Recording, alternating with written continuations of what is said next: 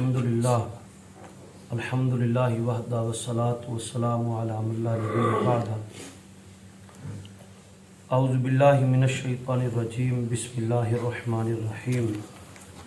क़ाल अल्लाहु तबारक व तआला फ़िल क़ुरआनिल मजीद कमा वरदा फ़ी सूरह बक़रा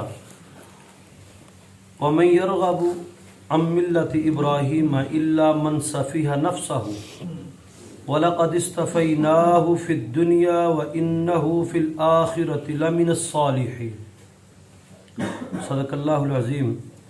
ये 16वां रकू हमारा शुरू हो रहा है, 15 मुकम्मल हो गए हैं। 130 नंबर आयत मुबारक है। वमन यरग़बु। अब ये जो आयत है ये भी वही है, लेकिन ये हज़रत इब्राहीम अलैहिस्सलाम के मामले में है। वो वमन यरग़बु अन मिल्लति, कौन होगा जो हज़रत इब्राहीम की मिल्लत के से मुंह फेरेगा। हज़रत इब्राहीम अलैहिस्सलाम का तज़किरा चल रहा है अब इन रकूओं के अंदर। इल्ला मन सफ़िया नफ़्सहु, मगर वो जो अपने नफ्स के एतबार से अहमक है, यानी कि एक शरीयत वाज़े नाज़िल हुई है हज़रत इब्राहीम की, तो इब्राहीम की शरीयत से कौन मुंह मोड़ेगा मासवाए उसके जो अपनी जान का अहमक है। तो एक शरीयत मोहम्मद रसूल सल्लल्लाहु अलैहि वसल्लम लेकर आए हैं, कौन मुंह फेरेगा उससे मासवाए उसके जो अहमक है, जिसको अपनी जान का फिक्र नहीं है कि ये जहन्नम में चली जाएगी। तो वमन यरग़बु, कौन मुंह फेरेगा अम मिल्लति इब्राहीम, इब्राहीम की मिल्लत के ऊपर। तो अम मिल्लति इब्राहीम, मिल्लत इब्राहीम। अच्छा, इब्राहीम की मिल्लत में कितने लोग थे उस वक्त जब हज़रत इब्राहीम थे? तो कुरान मजीद ने कहा वकाना उम्मतुन, हज़रत इब्राहीम कल्ला ही पूरी उम्मत से। उस एक शख्स ने इतना काम किया है जितना एक पूरी मिल्लत, एक पूरी कौम मिलकर करती है, उतना अकेला हज़रत इब्राहीम ने काम किया। वकाना उम्मतुन, इब्राहीम कल्ला ही पूरी की पूरी उम्मत था। इतने अजीम पैगंबर वो गुजरे हैं, इतने शानदार पैगंबर वो गुजरे हैं कि उन्होंने एक उम्मत के जितना काम अकेले शख्स ने किया है। वमन यरग़बु, कौन होगा जो मुंह फेरेगा हज़रत इब्राहीम की मिल्लत से, इल्ला मन सफ़िया नफ़्सहु, जो अपनी जान का अहमक हो। वलक़द इस्तफ़ैनाहु फ़िद दुनिया, जबकि पस तहकीक इस्तफ़ैनाहु, हमने चुन लिया था उसको, फ़िद दुनिया, दुनिया में ही। व इन्नहु फ़िल आखिरति लमिनस सालिहीन, दुनिया में तो वो अल्लाह के चुने हुए सिलेक्टेड लोगों में था, लेकिन इन्नहु फ़िल आखिरति, और आखिरत के अंदर भी वो सालिहीन के अंदर है। हज़रत इब्राहीम अलैहिस्सलाम की सीरत मुबारक और उनकी शख्सियत कॉमन शख्सियत थी तमाम मज़हब के लिए। उस दौर में यहूदियत है, ईसाइयत है, इस्लाम है, अहले कुफर, अहले मुशरिक, ये जो मुशरिकीन मक्का, इनके नज़दीक भी वो कॉमन शख्सियत थी। इनका हर एक के दिल में एक एहतराम मौजूद था।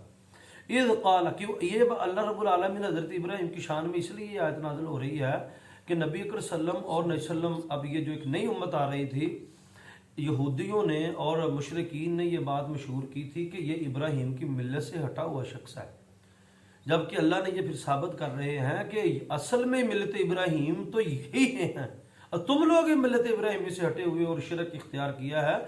असल मिल्लत इब्राहीमी एक बहुत लंबे अरसे के बाद आप मोहम्मद रसूलुल्लाह की जो है वो सीरत की सूरत के अंदर आपके सामने आ रही है। तो ये इसलिए ये बात आ रही है यहाँ पर। व इद क़ाला, जब कहा, लहू, उसके लिए, रब्बुहू, उसके रब ने, हू का ज़मीर लौट रहा है, हू का ज़मीर, उसने कहा, जैसे उस होता है वैसे लहू उस। तो हज़रत इब्राहीम के लिए कहा अस्लिम, फर्माबरदारी इख्तियार करो। क़ाल अस्लमतु, अल्लाह मैं पहले से ही फर्माबरदार हूँ।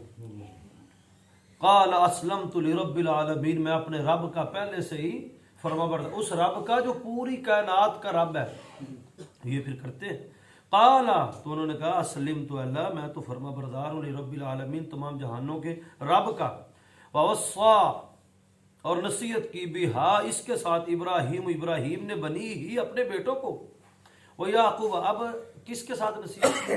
अल्लाह रब्बुल आलमीन की ज़ात मुबारक के मुतल्लिक नसीहत की इब्राहीम ने अपनी औलाद को, और इब्राहीम अलैहिस्सलाम के बाद हज़रत याकूब ने अपनी औलाद को। क्योंकि बनी इसराइल में हज़रत इस्माइल, इब्राहीम के बाद अगर कोई बुजुर्ग तरीन अम्बिया नबी हैं तो वो हज़रत याकूब है, کیونکہ حضرت یعقوب ہی تھے، 12 بیٹے تھے، باپ تو حضرت یعقوب ہے۔ تو یہاں پر تذکرہ کہ نصیحت کی ابراہیم نے بنی ہی اپنے بیٹوں کو، وہ یعقوب، اور حضرت یعقوب نے یا بنیا اے میرے بیٹو، ان اللہ بے شک اللہ اصطفیٰ لکم، بے شک اللہ نے تمہیں چن لیا ہے۔ اب چن لینے سے مراد کہ آج کے بعد نبوت تمام کی تمام بنی اسرائیل کے اندر رہے گی، باہر کوئی اور نبی نہیں آئے گا، اور رہی ہمیشہ رہی، اللہ کے رسول کو نکال کے ہمیشہ رہی، انہی کے اندر رہی۔ اور واقعتاً اللہ رب العالمین نے ان کے متعلق چن لینے کا فیصلہ بطور امت کر لیا تھا کہ اب نبوت، اور نبی صلی اللہ علیہ وسلم نے فرمایا کہ بنی اسرائیل کی سلطنت نبیوں کے ہاتھوں کے اندر تھی، ان کے نبی ہی بادشاہ ہوتے تھے، انبیاء کے ہاتھوں کے اندر ان کی، اور کیا کمال حکومتیں ہوں گی کہ جو انبیاء کے ہاتھوں میں حکومتیں تھیں۔ تو ایک ایک وقت میں 2 نبی، ایک ایک وقت میں 3 نبی بنی اسرائیل کے اندر آئے ہیں، ایک ایک وقت میں، سیم پیریڈ میں، علاقے مختلف ہوتے تھے لیکن رسول آئے ہیں، نبی آئے ہیں اللہ کی ان کے اندر۔ تو اے میرے بچوں، چن لیا ہے اللہ نے تمہیں دین کے لیے ہے۔ تو انہوں نے یہ بات کہی ہے کہ تمہیں چن لیا ہے اور تمہارے لیے دین کو چنا ہے، دین اسلام کو۔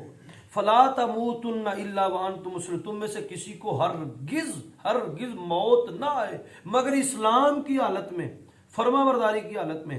ام کنتم شہداء، اب آگے اللہ رب العالمین نے ایک بات اہل یہود کو کہی ہے کہ یہ نبی اکرم صلی اللہ علیہ وسلم کو کہہ رہے ہیں کہ تسی دین تو ہٹے ہوئے ہو، تو پھر اللہ نے ان کو پرانی بات یاد دلوائی۔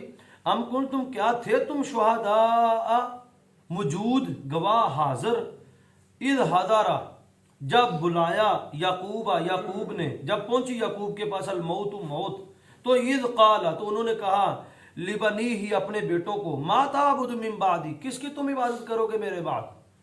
اب اللہ یہاں پر ام کنتم کہہ کر نبی کریم صلی اللہ علیہ وسلم کو اور موجودہ مدینے کے یہودیوں کو مخاطب کر رہے ہیں، کیا تسی ادو موجود سی؟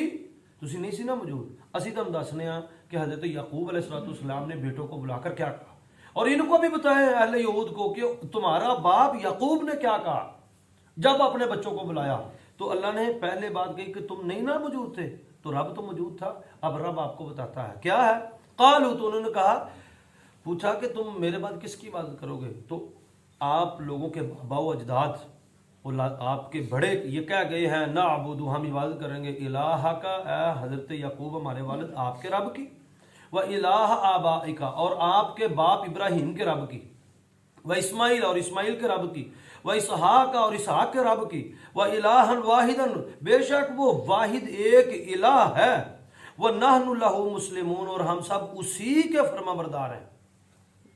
اب اللہ نے کہا کہ تلک امت قد خلت، یہ ایک امت تھی جو گزر چکی ہے، یہ جو یہود گناہ کرتے پھر رہے ہیں، یہ اپنے باپ دادوں کے سر پر، جی ساڈے تے والدین انبیاء گزرے نے، وہ بخشوا لیں گے، اور نبی بڑے ہمارے تو محمد صلی اللہ علیہ وسلم بخشوا لے گا، ہمارا تو پیر بخشوا لے گا۔ تو اللہ نے کہا کہ وہ بات سنو بھائی، قد خلت لہا ما کسبت، وہ جو ایک نیک امت تھی وہ گزر چکی، وہ چلے گئے، نیک لوگ چلے گئے، آپ نے اپنا حساب دینا ہے۔